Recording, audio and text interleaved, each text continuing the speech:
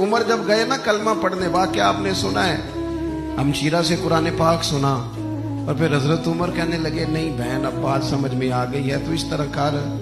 میرے ہاتھ میں باندھ لیتا ہوں، گلے میں تلوار لٹکا لیتا ہوں، میں کروں آیا سا مار مقامنے نو، ان تسی مینو مار دے لے چلو، اور مت عمر دی عمر ہی برباد ہو جائے جتھے عمر سوار دے لے چلو، لے جاؤ نا۔ دار ارقم میں حضرت عمر کلمہ پڑھنے آ رہے، دروازے پہ حضرت امیر حمزہ کھڑے، شور پڑ گیا، عمر آ گئے عمر آ گئے عمر آ گئے۔ حضرت امیر حمزہ کہنے لگے کیا ہوا اگر عمر آ گئے؟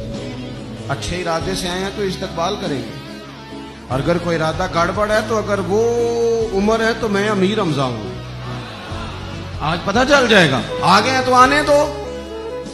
پیچھے حضور تشریف فرما رہے، کریم بول پڑے، فرمایا حمزہ ذرا جلدی نہ کر، جلدی نہ کر، کیوں بھلا؟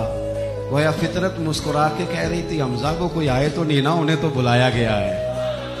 انہیں تو دعا مانگ کے بلایا گیا ہے، وہ تو بلائے گئے ہیں، تو بلا کوئی آیا لے کے چلا گیا، کوئی عمر بھر بھی نہ پا سکا۔ میرے مولا تجھ سے گلا نہیں، یہ تو اپنا اپنا نصیب ہے۔ یہ کچھ لوگ نا پسند نہیں آ جاتے، یہ کچھ لوگ پسند نہیں آ جاتے، قبول نہیں ہو جاتے، کچھ لوگوں کو مانگ نہیں لیا جاتا، کچھ کو رکھ نہیں لیا جاتا، کچھ لوگوں کو کہہ نہیں دیا جاتا تو نے جانا نہیں۔ تو کسی نے کہا تھا عشق اجرت طلب نہ تھا ورنہ ہم تیرے در پہ نوکری کرتے، کچھ تو تڑپتے ہیں نا، تو کچھ کو کہا جاتا ہے یار تم آ جانا،